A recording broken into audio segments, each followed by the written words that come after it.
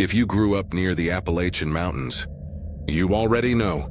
Folks don't just make up stories out here, they remember them. I'd love to know, where are you tuning in from and what time is it right now? Drop it in the comments. It's wild how many of us are sitting in the dark, listening to the same story, scattered across different corners of the country. Hit the like button and subscribe.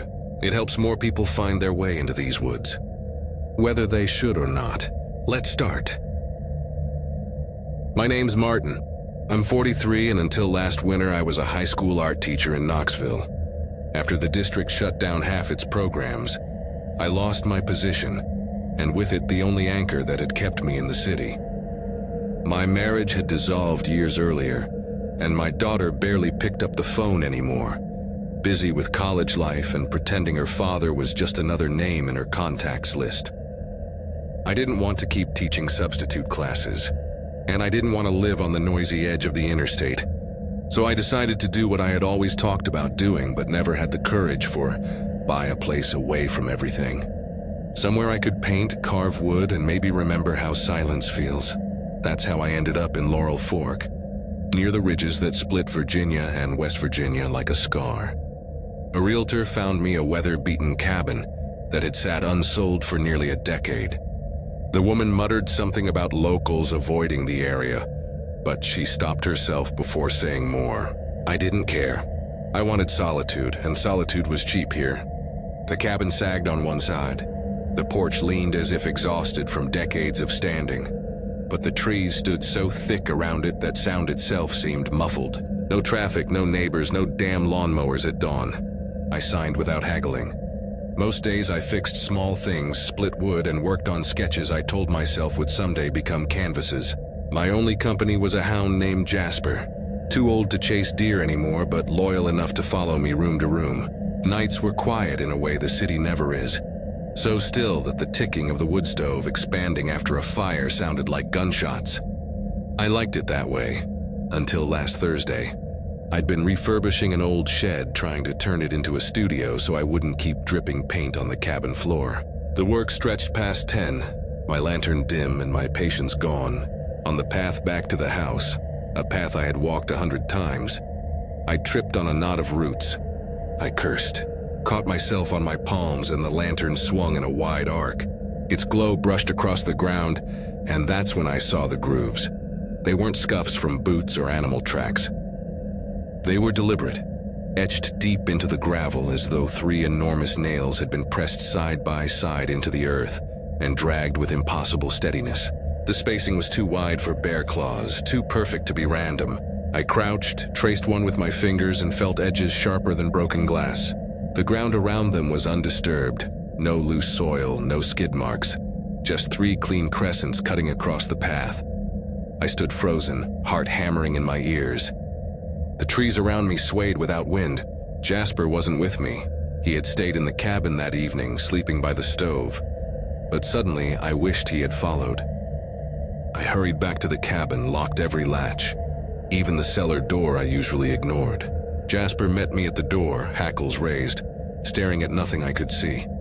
I poured whiskey into a chipped mug and sat near the stove, trying to convince myself it was teenagers or hunters with some twisted sense of humor. It was just after 1 when Jasper growled. Not a bark. He didn't bark much anymore, but a low rattling rumble that stiffened his whole body.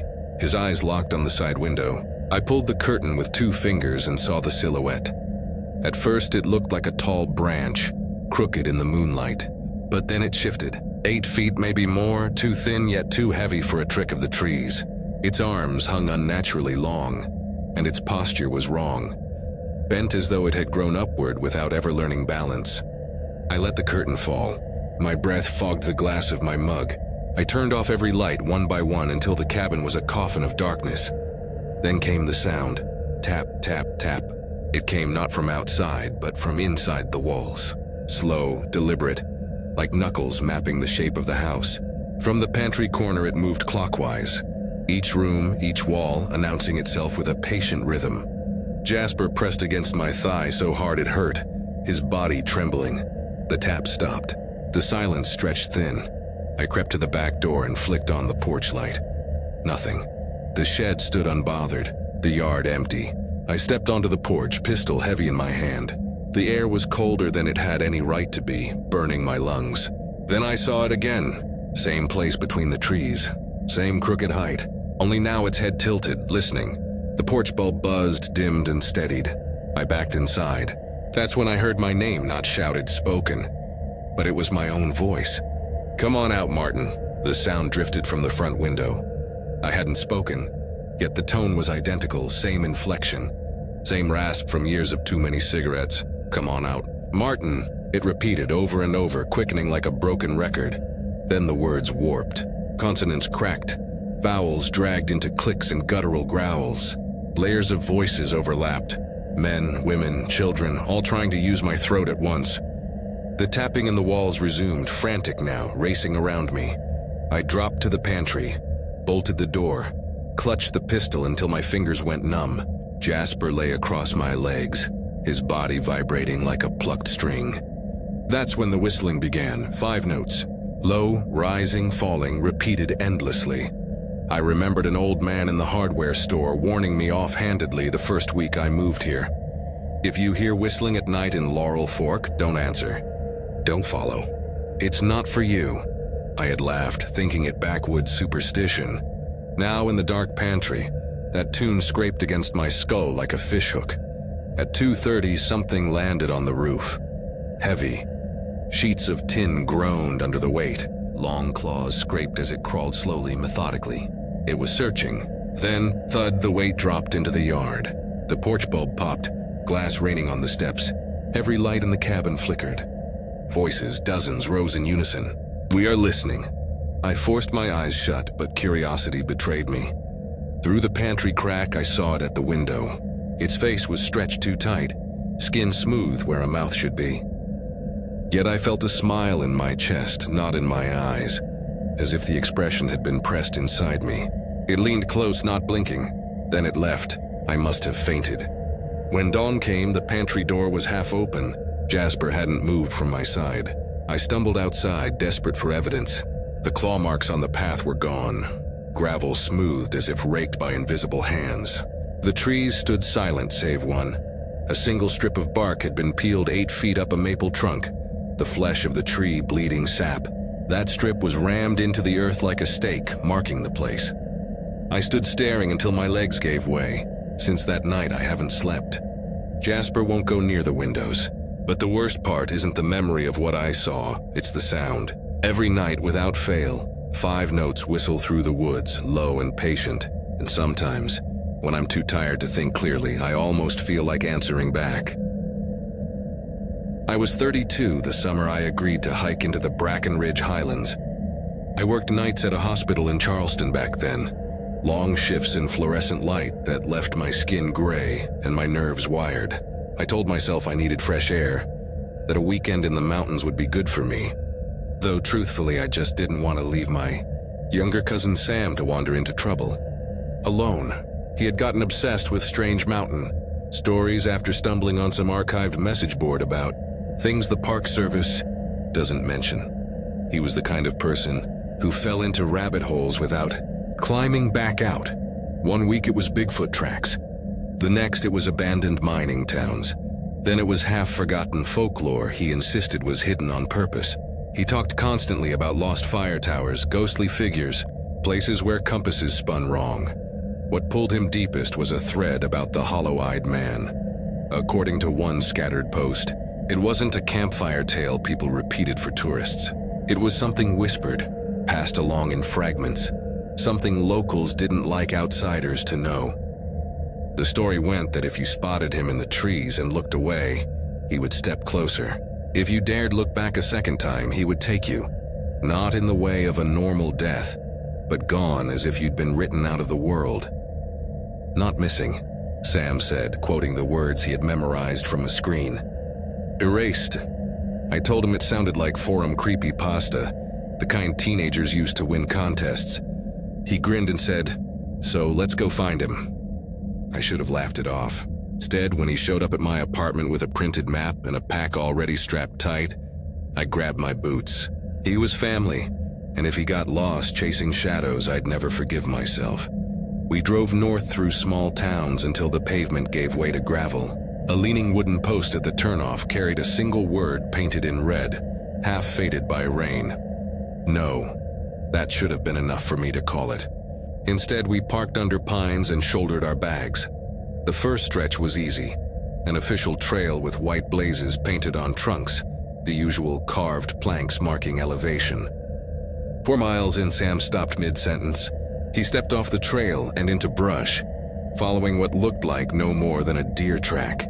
No markings, no sign it had ever been part of the park system. He didn't explain, only turned to me with a lopsided smile and said, "This is it." I followed, though unease pressed on me from the start. The silence was wrong. No birds, no chirr of insects, not even the rustle of squirrels.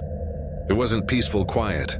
It felt packed, as if the whole forest was holding its breath. Sam didn't notice. He was talking about a settler from the 1800s who supposedly lived out there, killed his wife, burned his home, and vanished barefoot into the woods. His excitement sounded distant, muffled, like my ears were stuffed with cotton. The deeper we pushed, the narrower the trees pressed. At one point, I had to turn sideways, pack scraping bark to squeeze through. The light dimmed early, the canopy knitting itself thicker. Hours later, when the woods finally opened, we stood in a clearing 30 feet across where stones jutted from the ground in a rough square. Moss draped them like old skin, vines creeping across the collapsed foundation. Sam's face lit up. He leapt down, sketchbook out, snapping pictures and tracing the outlines of rooms that hadn't been lived in for more than a century. On one wall, I saw carving gouged deep into stone. The grooves were crooked, ragged, but unmistakably letters. "Look away first and he follows." I stared too long. Something about the way the lines curved inward made my stomach knot. We camped beside the ruins. The fire threw little light, swallowed by the trees. Sam sketched until midnight, his pen scratching furiously. I chewed jerky, watching shadows lean at the edge of the firelight, convinced they shifted when I blinked. When I finally crawled into my tent, sleep didn't come. At 2, I gave up and stepped outside to relieve myself. The dirt was cold, gritty under bare feet. That's when I saw it, movement in the trees, not walking, standing. 7 feet tall at least, narrow, arms dangling too long, body bent in ways bones shouldn't allow. I couldn't see its face. I blinked. It was gone. I backed into the tent, shook Sam awake. He muttered without opening his eyes, "He's just watching." My blood froze. "Who?" He didn't answer. He rolled over and went silent. I sat awake until dawn. By morning, my nerves were shredded. I told Sam we were leaving. He didn't argue. He just paced the clearing, eyes fixed on a narrow path leading deeper into the woods. "There's more," he whispered. "I can feel it." I told him no. If he wanted to go further, he was doing it alone. He gave me a calm look, not angry, not pleading, just certain. "Wait here." 10 minutes. Then he disappeared between trees. I sat on the ruined wall, knife in hand, heart thudding like it was trying to crack ribs. Leaves twitched and I flinched each time. After 15 minutes, footsteps crunched. Relief surged. Then Sam stepped out, but not Sam. Same clothes, same bag, same walk. But his eyes were empty sockets, hollow pits that seemed to drink the light. His smile stretched too far across his face, skin pulled like taffy. "You looked first," he said. His voice scraped, layered, wrong. Then his grin widened. I ran. Branches lashed my arms, tore my shirt. Twice I tripped and clawed back up. The forest tilted wrong, trees leaning at angles that made no sense. My boots hit ground but made no sound. The air thickened like syrup. I glanced back once and wished I hadn't. The thing wore Sam's clothes, but its elbows bent backward. Its pale arms stretched too long, its sockets yawning black. I didn't stop until the trees spat me onto gravel. The car came into view.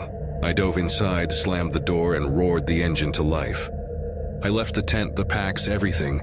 The passenger door rattled half open the whole drive back, swinging as though waiting for someone to climb in. Search teams went out for weeks. Rangers, dogs, volunteers. They found the campsite. They found the stone foundation. But beyond that, nothing.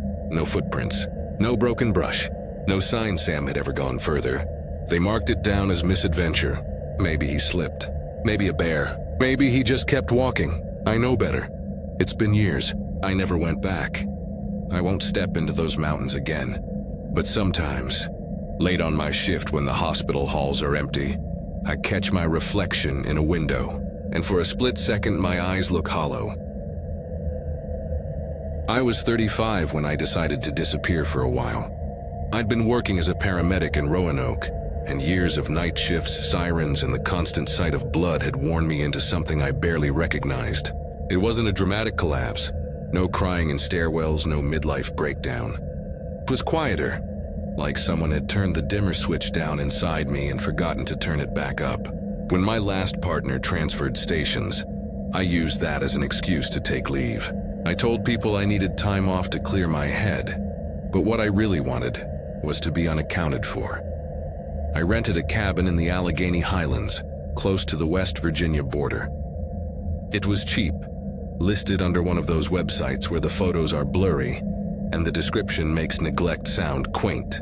The listing called it rustic, private, and ideal for disconnecting. That turned out to mean the driveway was cracked with weeds, the siding peeled like sunburnt skin, and inside there was nothing but a sagging mattress, a warped table, and a chair that looked like it had been stolen from a church basement. Perfect. I didn't want comfort. I wanted silence. The first day I barely moved. I collapsed on the mattress and slept so deeply it felt surgical.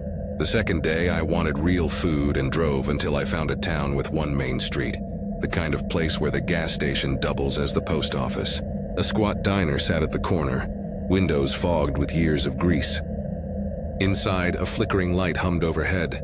A man behind the counter rinsed mugs that didn't look clean, and a single customer sat in the corner with a bowl of grits. Scooping with saltines instead of a spoon, I asked for coffee. That was all. But as soon as I spoke, the old man in the corner raised his head. His eyes were watery but sharp. He stared at me too long and said in a voice that had no tremor, "Don't step past the broken cedar." I blinked, half smiling because I thought maybe I misheard. He didn't smile back. His hand stayed flat on the table like he was bracing against something. He went on, "If you pass it, you'll see her. She don't walk like we do. She'll go backward. If you let her lead, you won't come back." The man behind the counter set my coffee down like nothing had happened, like this wasn't the strangest thing a stranger had ever said to me. I muttered thanks, finished the cup, and left. But when I got in my car, the old man was still watching me through the smudged glass. That night, I couldn't stop replaying it.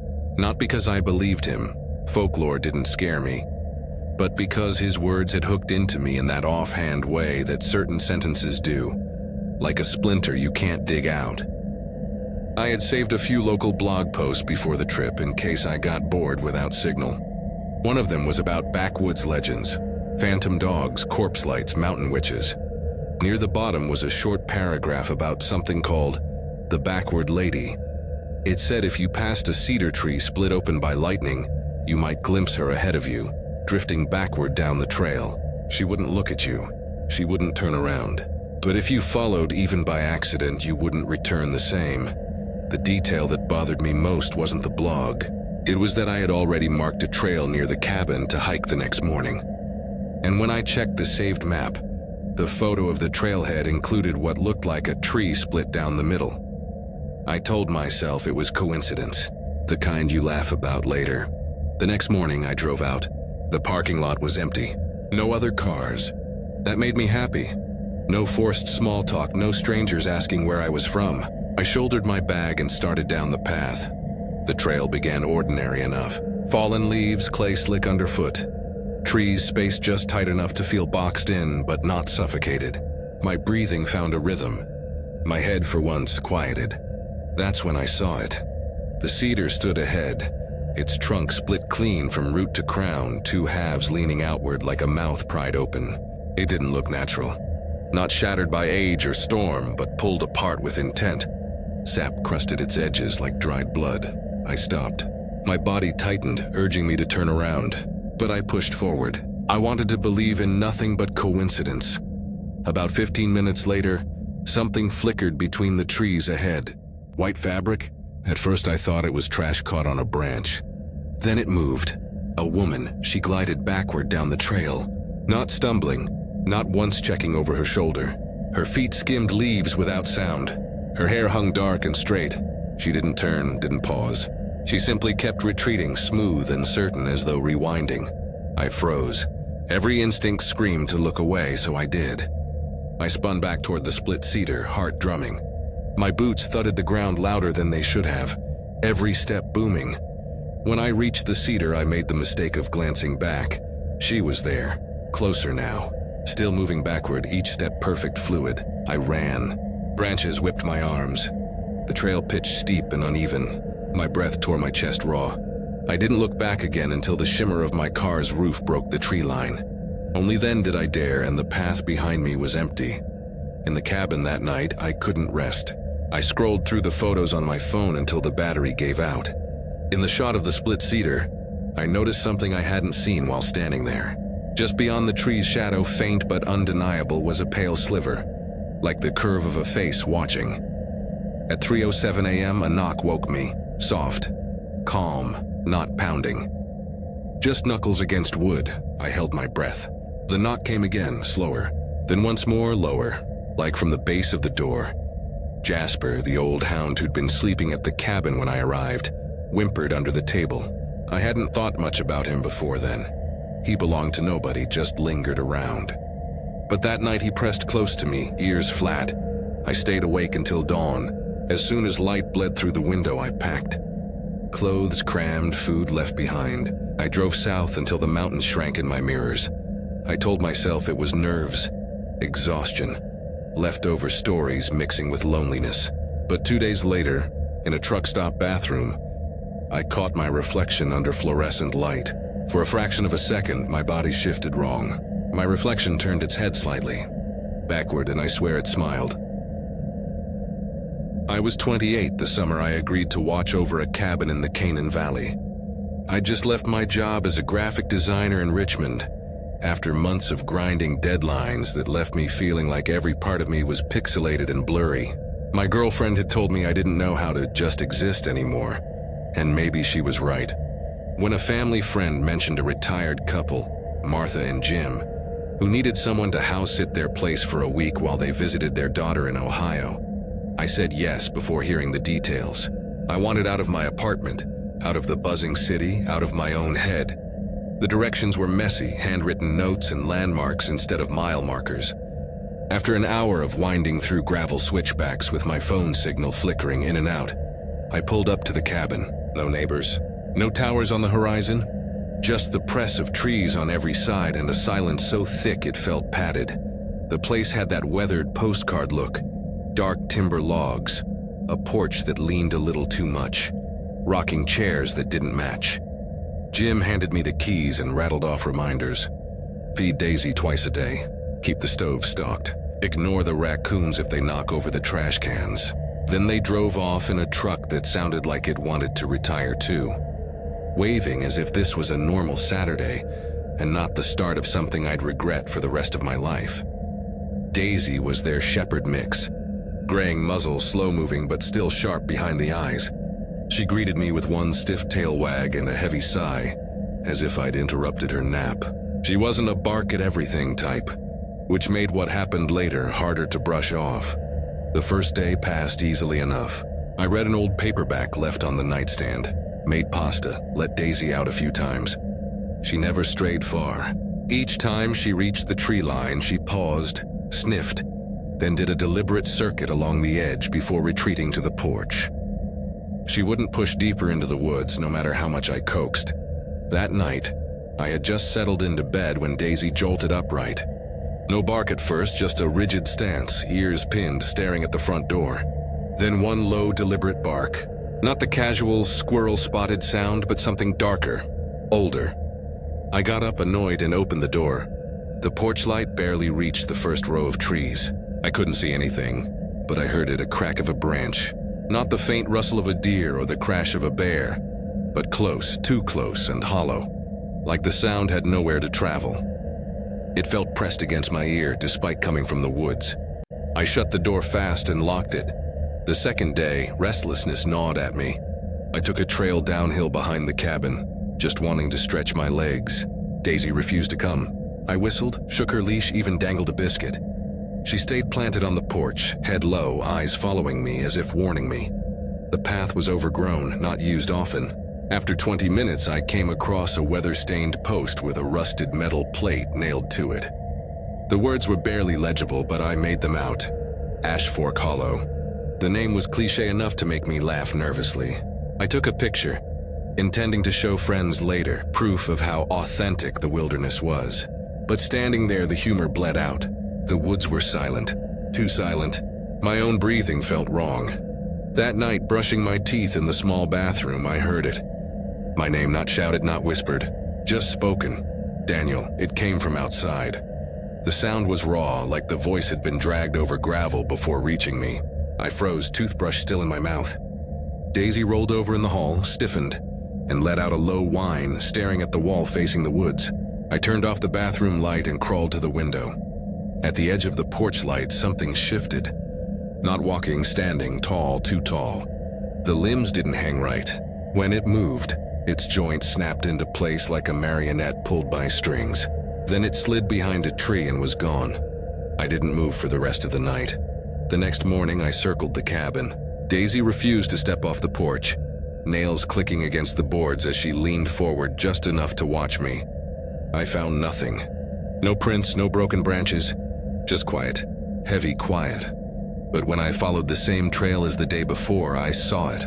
A circle of stones, 20 or so, arranged perfectly on the ground. In the center, a single stick jammed upright into the soil. Not fallen there, placed.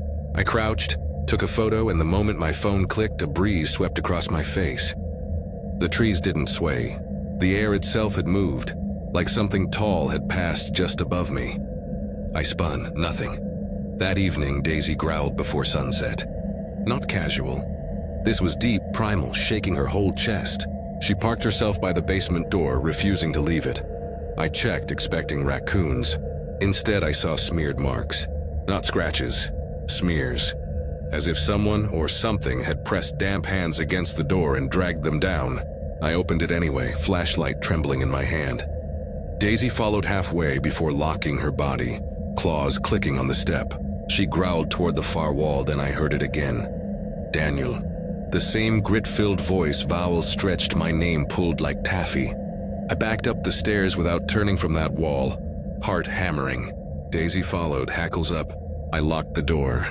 That night I sat on the edge of the bed, fully dressed. Daisy pressed against my leg. At exactly 3:18 a.m., it came again. Scraping at the front door. Slow, deliberate, nails on wood. Then 2 soft knocks and then the voice, Daniel. A pause. Let me in. I crawled to the peephole, stomach turning. At first nothing. Then something slid into view. It looked almost human. But the proportions were wrong. Legs too long, shoulders too narrow, skin gray and taut like stretched wax paper. Its head tilted, as if it couldn't balance the weight of its own skull. And it was smiling, not with lips. Those were cracked and thin, but with a twitching, wrong expression, as if a smile had been stapled onto its face. I slammed the peephole cover shut, shoved furniture against the door, and didn't move until sunlight leaked through the curtains. The couple returned that afternoon. I said nothing beyond, Daisy was good, everything went fine. They didn't ask questions and I didn't offer answers, but before I left I checked the porch one last time.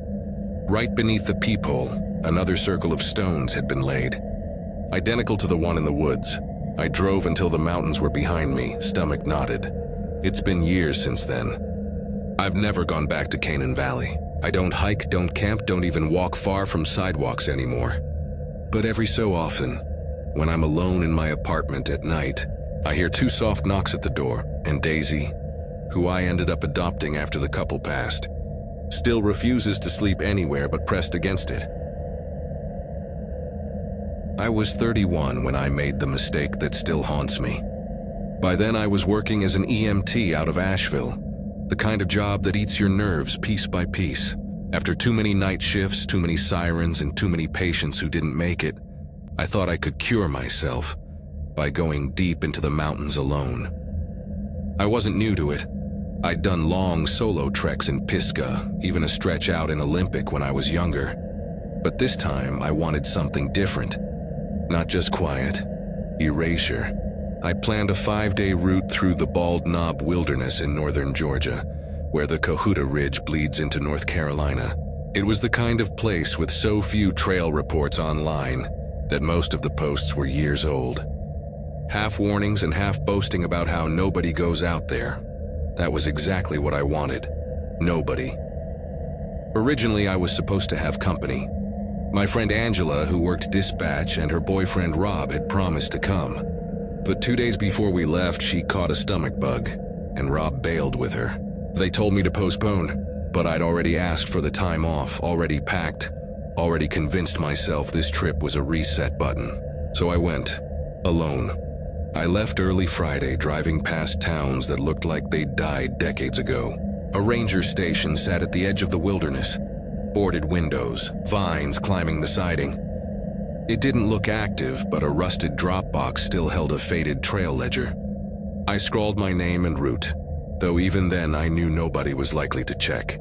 The first stretch of trail was narrow, half-eaten by laurel and briars, but still passable. I saw no one. By sunset, I found a creek and set up my tent. The water ran clear, tumbling over stones, but it made no sound. None. I could see it bubbling and rolling, but heard nothing. My ears rang in the quiet. I told myself I was just too used to the city. I crawled into my tent early, read a few chapters of a paperback, and fell asleep. When I woke at dawn, the silence pressed even heavier. No birds, no insects, no breeze. I packed up, telling myself the hush was just mountain stillness. Day 2, the trail grew steep. Pines gave way to a valley of bare oaks, the trunks stripped in spirals, as though peeled by giant hands. Between them, I noticed little stacks of flat stones balanced in neat towers, each one perfectly arranged. Too fresh, too clean. No moss on them, no leaf litter caught in the cracks. They looked like they'd been built minutes earlier. The map didn't match what I was seeing. Compass said east, but the lay of the land twisted wrong. Still, I pressed on. Near dusk, I stumbled into a clearing. Snack wrappers, blackened ash, a loop of shoelaces tied tight around a root. Not dropped, bound there deliberately. My gut told me to keep moving, but my legs were done. I set up camp. Around 2 a.m., I woke to the sound of steady footsteps. Not the shuffle of a deer, not the crash of a bear. Deliberate, circling. I grabbed the knife I keep beside my sleeping bag. The steps made a wide ring around my tent once, then again, then stopped. I heard breathing. Long, deep nasal exhalations just inches from the nylon wall. My skin tightened, every hair standing. I didn't move. Didn't blink. The breathing went on for minutes before it faded. When light broke, I checked. Nothing, not a print. Not a bent blade of grass. On the 3rd day, I turned off the route I'd mapped, hoping to cut back toward the ridge line. Around noon, I found a tree with a crude carving burned into the trunk. A circle with an X through it. I'd seen photos of similar things online. Labeled everything from old hunting marks to occult warnings. Seeing it in person, packed deep into raw wood, made me feel like it had been waiting for me. That afternoon, I smelled something rancid before I saw it. Ahead, a tree had been split wide open. Not lightning, there were no scorch marks. The inside had been hollowed. From its branches hung scraps of clothing. Torn jackets, stained shirts, even a pair of boots laced together and slung over a limb. One shirt had a name tag sewn inside, but the name had been clawed through so hard the fabric tore. The stink was metallic and rotten, like pennies left in meat. I gagged and stumbled past without investigating further. I didn't light a fire that night, just pitched my tent in a hollow between boulders. I stayed dressed, knife in hand. Around midnight, the steps returned. Heavier this time. They circled once, then stopped, and then came a voice. Daniel. It used my name, perfectly, but wrong. Too long on the vowels, as though stretched across broken teeth. Then another voice repeated it from the opposite side of the tent. Daniel. They weren't echoes. They overlapped, slightly off, like two recordings out of sync. My chest froze. Then something pressed into the fabric. A hand, 5 points of pressure. It dragged slowly in circles, as if mapping the outline of me inside. I couldn't breathe. Then something dropped hard on top of the tent. The weight crushed down, squeezing air from my lungs. My ribs groaned, and then gone. Silence, absolute. When daylight came, I found nothing but a dent in the tent's fabric. No prints, no broken branches. I hiked 20 miles without stopping, lungs burning. I wanted out.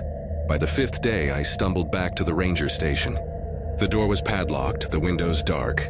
I shoved my signed sheet into the drop box and drove without turning on the radio, without looking in the rear view. Back home, I searched for that symbol online. I found fragments on obscure forums, in scanned folklore collections. A Cherokee tale about something called the Ashmouth, a creature that mimics, not a ghost, not a bear, not human. It wears the skins of what it hunts, but the voice is never right. The post said the Ashmouth doesn't chase. It waits, it circles, it learns your name. Once it calls you twice, once in front and once behind, you're marked. I tell myself I made it out. I tell myself it didn't follow. But last month, walking back from a late shift, I passed an alley. And from inside the dark, my name stretched out, just wrong enough to freeze my veins. I was 24 the summer my roommate convinced me to go somewhere I should have never agreed to. My name's Alex, and back then I was working part-time as a landscaper while finishing night classes in criminal justice. I was exhausted, broke, and sick of the city. So when my roommate Evan tossed an old trail map on the kitchen table and said, "Let's do something different," I didn't push back. Different, in his definition, meant a forgotten trail in the Tugalo forest, near the Georgia-South Carolina line. I'd never hiked that stretch. Most people didn't. Even online forums barely mentioned it except in scattered comments about strange lights and don't camp past the ridge. Evan, of course, had latched on to those exact details. He wanted to test himself. He said it like we were still teenagers, daring each other to sneak into abandoned houses. I told him I didn't have the time. He laughed, reminded me I'd been dragging myself home every night half asleep, and said, "A couple of nights in the woods might fix your brain." I should have said no. But I didn't. We drove out in his rusted Jeep, 3 hours of winding back roads until the pavement gave way to gravel, and the gravel gave way to a 2-rut track lined with pines. The trailhead wasn't marked, just a tilted post with no sign attached. Evan grinned like he'd just discovered buried treasure. The first stretch was steep but ordinary. Blazes painted on trees, trickling streams, birds chattering. I could almost convince myself it was just another hike. But an hour in, the markers stopped. The ground narrowed to what looked more like a deer path than a human trail. The woods pressed tighter. By the time we reached the cabin, sweat had soaked through my shirt and my legs ached. Calling it a cabin was generous. It was a collapsed shack. Half the roof caved in, chimney leaning like it wanted to fall. Door dangling off rusted hinges. Inside smelled of damp wood and rot. Cobwebs laced every corner, and someone long ago had strung tin scraps from the rafters like makeshift chimes. They clinked when a breeze slipped through cracks in the walls, a sound too fragile to feel natural. Evan looked thrilled. He dropped his pack, dug out a bottle of cheap whiskey, and declared, "Home sweet home." We built a fire outside. He roasted hot dogs on sticks while I sat staring into the tree line. The sun dipped low. When shadows grew thick, Evan started telling the story that had hooked him in the first place. "They called her Esther Crane," he said, eyes fixed on the fire. "Her boy vanished near this hollow. Some say he slipped into the river, some say he was taken. She never stopped searching. Carried a lantern every night until she couldn't walk anymore. Folks swore even after she was bedridden they'd see her light floating in the trees." I rolled my eyes. "Urban legend. Maybe, but they say if you see the lantern up close, don't follow. It isn't her anymore. And if it calls your name..." He ran a finger across his throat. "Real subtle," I muttered, tossing a stick into the flames. But my stomach had knotted. Around 10, Evan grabbed a flashlight, said he had to take a leak, and wandered into the dark. I waited. 5 minutes past 10. I called his name. No answer. I told myself he was messing with me. That was his style. Still, unease gnawed at me until I picked up the old lantern he'd brought. A heavy metal thing with thick glass he'd bragged about finding at a pawn shop, and lit it. At the edge of the trees, I froze. A light glowed between the trunks. Not the white beam of Evan's flashlight. This one was soft, yellow, swaying low like it dangled from a hand. My chest tightened. Because I was still holding our lantern, I stepped closer. The glow shifted sideways, smooth as if gliding. "Evan?" I called. No reply. I turned back toward the cabin, and that's when I saw it, another light. This one much nearer, only yards away, floating between the trees. I ran. Instinct took over. I clutched the lantern so tight the handle cut into my palm and sprinted until my legs burned. I dropped behind a log, gasping, trying to quiet my breath. The forest had gone silent. Then more lights appeared. 3 of them. 2 close, 1 farther back. They blinked in and out like fireflies, too large, too deliberate. Branches cracked nearby, but I couldn't see what made the sound. And then came the voice, high, strained, brittle as glass. At first a whisper, repeating a name I couldn't catch. Then louder, ragged. A scream torn from a throat that had been screaming too long. I clamped my hands over my ears. The lantern slipped from my grip, landing in the dirt. I curled against the log, eyes shut, until another beam cut the dark. White steady. A flashlight, I staggered toward it. A man stepped from behind a tree. Ranger uniform, mid-30s. He looked shocked to see me. I barreled straight into him. "Where's your friend?" he asked. I shook my head, words tangled. He went into the woods. The ranger's eyes flicked to the lantern I'd dropped. His expression tightened. "Where'd you get that?" "The cabin," I stammered. "He didn't touch it. Didn't even move closer." His jaw clenched. "Leave it." "We're going," I didn't argue. We walked back to his truck in silence.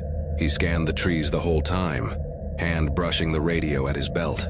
The ranger station under fluorescent lights that made everything feel too sharp. He finally spoke. "We've had reports for years. Lights, voices, always the same lantern. People go missing. Some are found days later, wandering without memory. Some aren't found at all." I asked about Evan. He just shook his head. "We'll search." But if he followed it, he didn't finish. I never saw Evan again. It's been 5 years. I don't camp anymore. I barely leave the city. But sometimes late at night when I'm driving home from work, I catch a flicker in the trees along the highway, soft, yellow, swaying like it's being carried.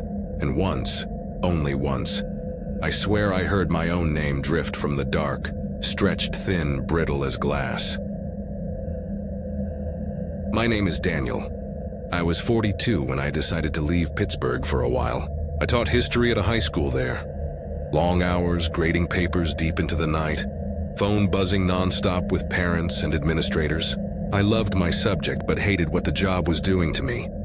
My marriage had ended the year before, not in flames but in silence. Just 2 people drifting until there was nothing left. Lately I'd been waking up with a strange pressure in my chest, like a weight I couldn't move. I told myself I needed a reset, someplace away from deadlines and emails, somewhere I could hear my own thoughts without the noise of a city. I found a cabin rental posted on an obscure forum that listed off-grid getaways. It promised complete seclusion, no cell service, tucked along the edge of the Unaka Mountains near the North Carolina border. The description even warned about the access road, said it was steep gravel and not always cleared, and urged visitors to bring supplies in bulk. For me, that was perfect. I packed enough food to last a week, tossed my camping gear in the back of my SUV, and set out on a humid Saturday morning in late June. The drive became rougher the higher I climbed. Paved road gave way to switchbacks barely wide enough for 1 car. My tires sprayed gravel over the edge of steep drop-offs, and twice I had to slow nearly to a crawl, because fallen limbs blocked the path. By the time I reached the cabin, my shoulders ached from gripping the wheel. The place was smaller than I'd pictured. 1 floor, its roof drooping like an old man's hat, with siding faded to the color of bone. Ferns crowded the steps and the porch sagged as if it regretted the effort of holding itself up. The key waited in a cracked ceramic turtle beside the stoop. Inside, it smelled of cedar and dust. The furnishings were sparse, a cot with springs that whined when I sat down, a cast-iron stove, a table scarred with cigarette burns, and 2 mismatched chairs. A bookshelf slumped against the far wall, its spines warped and swollen from humidity. A laminated map hung above the door, showing trails scribbled in red ink. Some had numbers beside them, some only strange symbols I didn't recognize.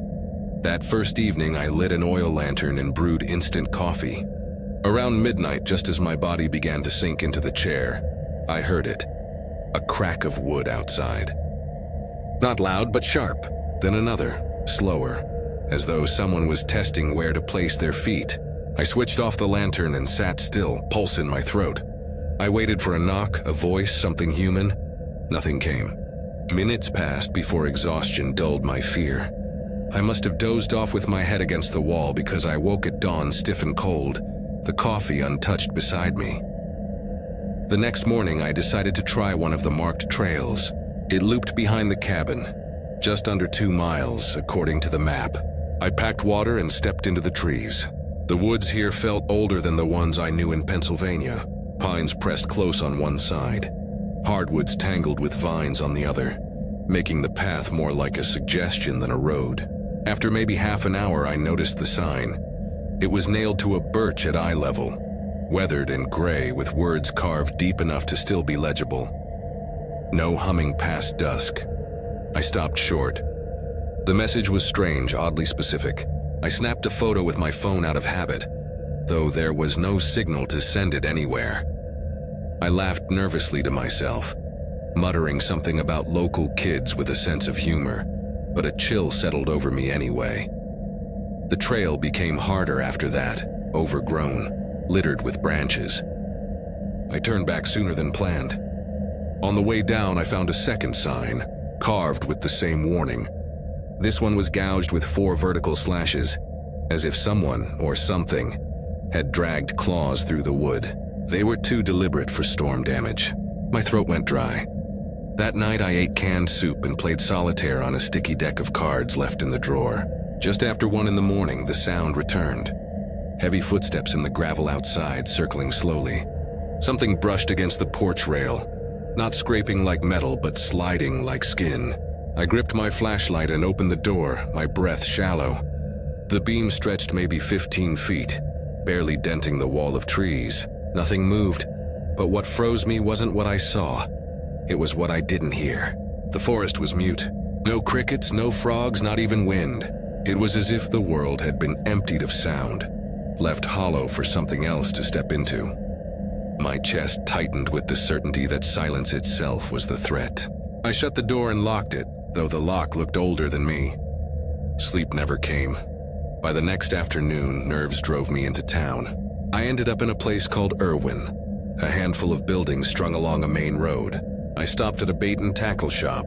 Behind the counter was a man with leathery skin, probably in his 50s. When I asked about the trail signs, his expression didn't change. "Old warning," he said after a long pause. "Some folks here call it the Murmurer." The name made the skin on my arms prickle. I asked what that meant. He shook his head once. "Don't hum after dark. That's all you need to know."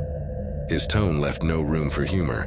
I told myself not to let a campfire tale ruin my trip, but curiosity gnawed at me. That evening, just before the sun sank, I walked the same path again, convincing myself I wanted more pictures. I hadn't gone more than a mile when I heard it. 4 low notes drifting from the hollow below the ridge. It wasn't a whistle this time, it was humming. The sound was faint, human enough to chill me. Steady like someone singing under their breath. My knees went weak. I turned back fast, nearly running, and didn't breathe right until the cabin came into view. That night I dragged a chair against the door and left every light blazing, including the one above the porch. At 12:30 a.m. the footsteps came again, circling wider this time. Something traced a long, dry drag against the wallboards. Then silence thicker than before, a silence that seemed to crawl into my head. I thought I heard faint humming from inside the walls themselves, as if the wood carried a voice through its grain. By morning, I debated leaving, but pride, or maybe stubbornness, kept me there. Around noon, I stepped outside to gather kindling and froze. In the dirt behind the cabin were impressions, 4 evenly spaced grooves, each the length of a finger. They weren't dragged like claw marks. They were pressed deep, deliberate, like something had rested its weight on talons and waited. My scalp tingled cold.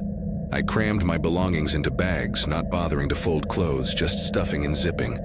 As I moved through the cabin one last time, a sound slipped through the kitchen window. A low hum. 4 notes again, soft, close enough to stir the glass. My hands shook so badly I nearly dropped the keys. For half a minute I couldn't move. The hum died off, swallowed by silence, and then I bolted. I didn't look back. I didn't lock the door. I didn't even check if the hatch of the SUV was closed all the way. I drove until the tires hit pavement again, then kept driving until I saw the green glow of a gas station. Inside, I told the clerk in a shaking voice that I'd heard something, that it was humming. He didn't look surprised. He just nodded. "You saw the signs, didn't you?" "Yes," I said. "Then you're fortunate." His voice was matter-of-fact, as if I'd barely escaped some routine hazard. "What does it do?" I asked. He studied me a long moment, then said, "It doesn't show itself. It waits, it listens. If you hum, it hears it as an invitation. And when someone calls," he stopped, his eyes narrowing, "it answers." That was all. No instructions, no warnings on how to keep it away. Just that final word, answers. I left without buying anything. I drove straight back to Pittsburgh, 6 hours without stopping. My body's shaking the whole way. It has been 6 years now, and I haven't stepped foot on a trail again. Yet sometimes, in the dead of night when the city is finally quiet, I think I hear it. A low hum threading through the silence of my apartment, as if something still waits, patient and certain, for me to answer back. I was 28 when I made the kind of decision that only feels smart when you're restless and stupid enough to think a change of scenery can fix what's broken inside. At the time, I was working nights as a paramedic in Charleston, burned out from years of answering calls where people expected you to keep them alive with duct tape and willpower. I'd started drinking too much after shifts, nodding off in front of my laptop with the TV buzzing in the background. My girlfriend had just moved out, taking the dog and leaving a note that said only, "You're never really here." She was right. I hadn't been present in my own life for months. That's when my college friend Marcus called. He'd been dumped after a long-term relationship and wanted distraction, not sympathy. He said he found a cheap cabin rental in the Cumberland Plateau, not far from the Kentucky border. No neighbors, no signal, nothing but trees and old trails. "We'll hike during the day, drink at night, forget the world," he said. At the time, I was looking for any excuse not to sit alone with silence. I said yes before thinking. Marcus also invited his younger brother Dylan, who I barely knew. Dylan was wiry and nervous, the kind of guy who kept twitching his hands like he was always waiting for bad news. He wore an oversized military coat even though the June heat made us sweat through our shirts. He chain-smoked cheap cigarettes that smelled harsh and chemical. The three of us left on a Friday afternoon, winding through back roads until the asphalt ended. The cabin sat at the end of a dirt lane that felt like it hadn't been maintained since the Carter administration. By the time we arrived, it was close to midnight.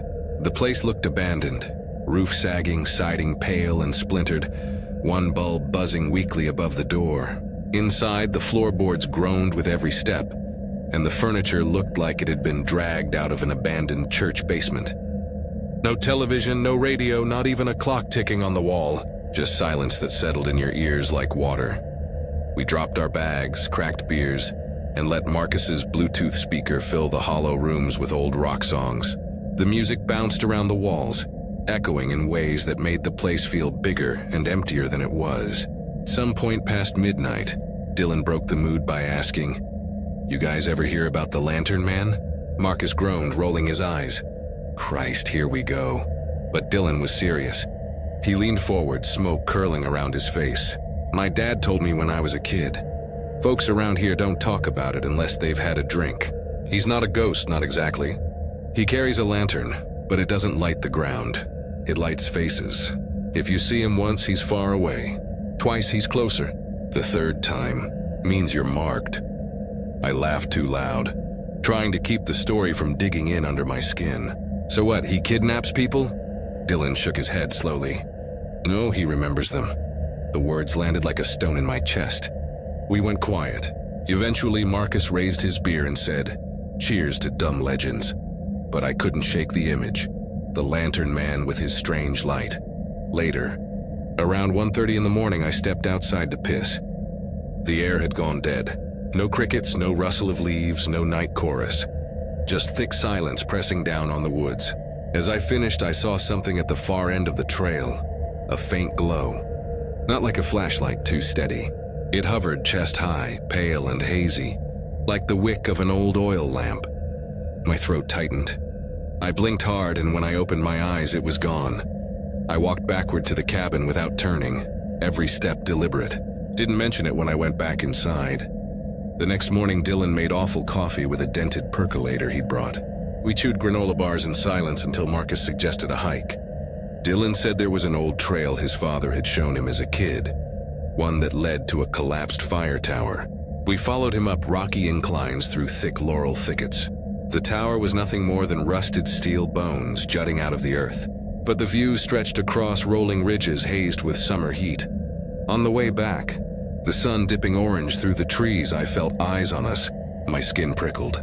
I glanced behind and froze. 50 feet back beyond the trees, a pale glow hovered between the trunks. Not bright enough to illuminate the ground, but enough to paint the shape of a figure holding it. Tall, unmoving, arms stiff at its sides. My stomach flipped. "Marcus," I whispered. He looked up from tying his boot, saw nothing, and kept walking. By the time I looked back, the light was gone. That night I lay awake, listening to the cabin breathe and shift. Around 3, I pulled back the curtain. At the edge of the clearing, 20 feet away, the lantern glowed. A figure stood behind it, face blurred by light, as if the flame itself erased features. My body locked. I let the curtain fall and backed into the room, heart hammering. I shook Marcus awake. "There's someone out there." He stumbled to the window, looked, then frowned. "There's nothing. You're wrecked from work, man. You're seeing shadows." Dylan didn't say a word. He just sat smoking, his eyes fixed on the floor. The following afternoon, Marcus went hiking alone, claiming he needed air. Dylan and I stayed at the cabin. I sat on the porch with a bottle of bourbon, scanning the tree line. The forest felt wrong, like every leaf had turned toward me. That's when I saw it again. 10 feet away this time, no pretense of distance. The lantern glowed softly, and behind it stood the figure. Too tall, its shoulders uneven, head tilted like it didn't understand the angle of its own neck. Its clothing looked like shadows sewn together, not fabric. Where the face should have been, light shimmered like water, warping the trees in its glow. I dropped the bottle, stumbling backward inside. "I saw it," I hissed. "I saw him," Dylan finally spoke. His voice shook. "If you see his light, he knows you. If you see his face, he keeps you."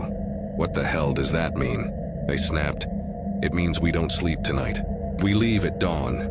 We shoved furniture against the door, stacked chairs under the windows, and sat clutching kitchen knives like children with talismans. At some point, exhaustion dragged me under. I woke to the sound of wood sliding against wood. Then a slow knock, just once, against the front door. I crept to the peephole. The lantern's glow filled it, so bright it drowned everything else. For a split second, I saw my own eye staring back, reflected in the shimmer where a face should be. My breath caught. My body wouldn't move. I backed away, pressing my spine against the wall, shaking until the first gray smear of dawn broke through the window. When we opened the door, nothing remained. No footprints, no marks, only a faint odor that reminded me of wet matches and singed metal. We packed in silence, didn't speak for 4 straight hours on the drive home. Dylan moved out west a few weeks later. Marcus refuses to talk about that weekend, even when drunk. As for me, I haven't stepped foot on a trail since. But sometimes when my apartment goes still at night, I see a faint glow ripple against the glass of my window. Not bright enough to light the room, just enough to blur my reflection. And every time I turn away, I feel the weight of something remembering me, patient, steady, carrying its light closer. My name's Aaron, and I was 36 when I learned the hard way that the old tales my father used to mutter about weren't just meant to spook kids around a campfire. That fall had been a brutal one. I'd just left my job teaching history at a small college outside of Richmond. Technically, I resigned, though everyone knew it was mutual. Students stopped showing up, administrators stopped caring, and somewhere along the way, I stopped pretending. My wife had taken our daughter to visit her family in Atlanta for the week. She said I needed a reset more than anything. I agreed, though my version of a reset wasn't a beach or a spa. It was silence. I found the cabin on a thread buried deep in an outdoors forum, the kind where people still typed like it was the late 90s. The post was from someone named Curtis, who said he had a real private place available on the western edge of the Smokies, about an hour's drive from a town called Chalibite. No pictures, no reviews, just a phone number. When I called, he answered like he was half asleep. Said the place was back in the folds and not for everyone. That sounded right to me. The road narrowed the deeper I drove into the hills. Asphalt turned to gravel, gravel to dirt. Trees pressed in so close their branches brushed my truck.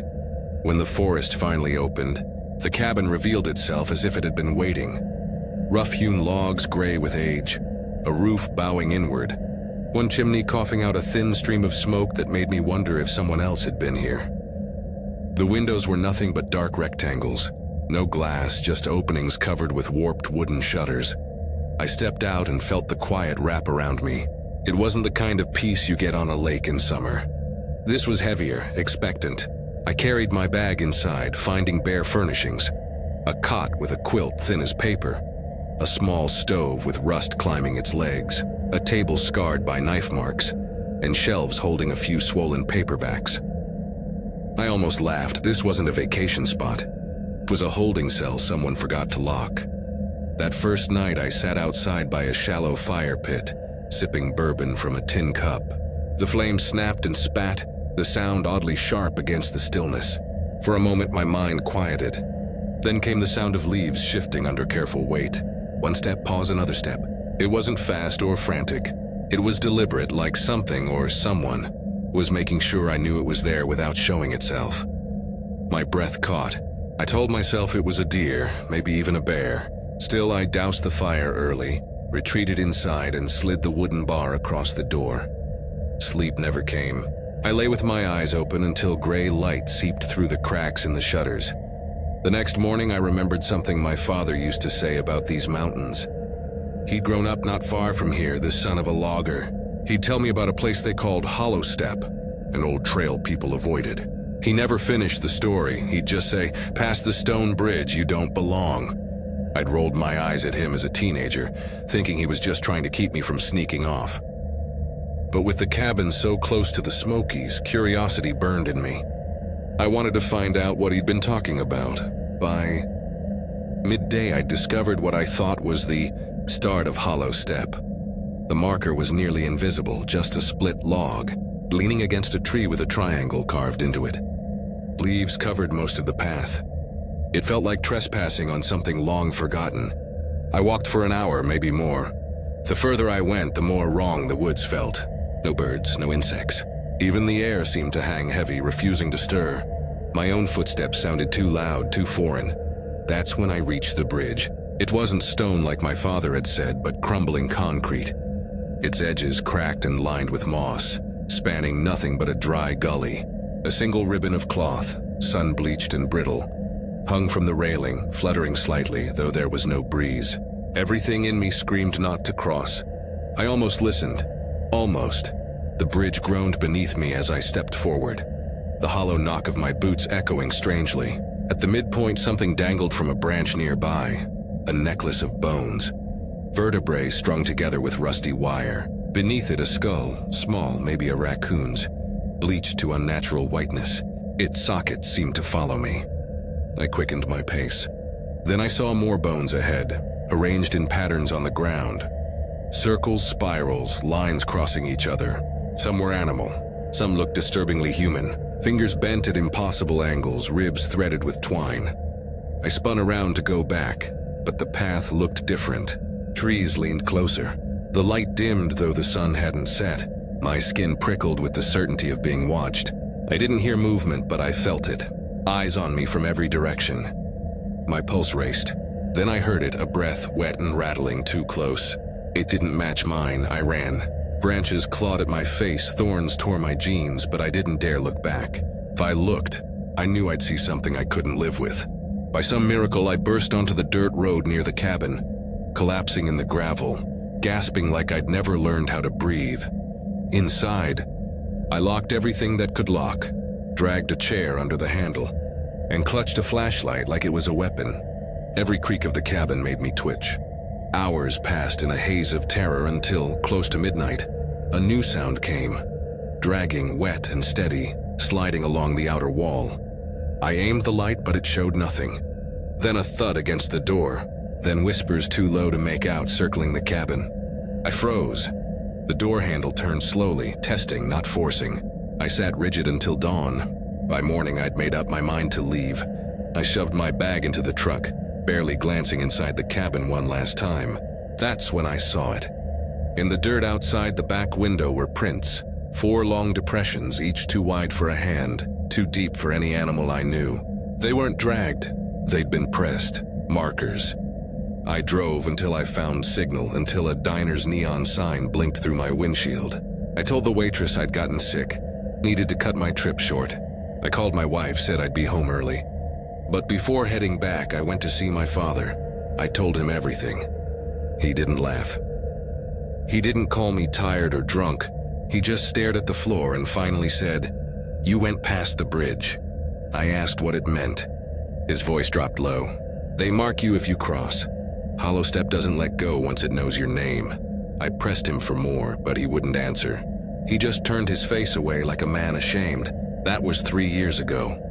Since then, I haven't set foot on a trail, but sometimes in the quiet between waking and sleep, I hear it again, that labored, waterlogged breath.